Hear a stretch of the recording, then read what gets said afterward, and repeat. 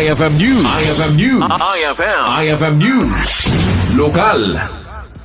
Naipaayan na iti pamigbig at ti Municipal Disaster Risk Reduction and Management Council wenno Mdrrmc iti iliti Solsona kagiddan na tinaiwayat a selebrasyon at ti National Disaster Resiliency Month. Naipaima kadakwada ti plaque of commendation manipod iti Provincial Government of Ilocos Norte wenno PGIN.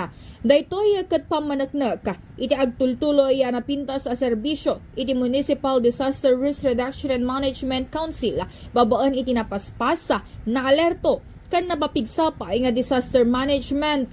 Gapu iti dayto yain panamnama ti lokal a gobyerno ti Solsona iti pan nakaipaay ti impormasyon iti tunggal umili nang runa no may panggapa iti panagsagana ken panagridam iti tiyempo ti didigra. Kabayatan na, inpasigurado tinasao nga ili asaan laang nga agpatingga ti serbisyo da. Iti na ipaay nga pamadayaw no dikat agserbi nga inspirasyon na iti panangitultuloy tinapintas anarugyanan. Para iti IFM News, Idol Bernadette Toledo, Tatak, IFM.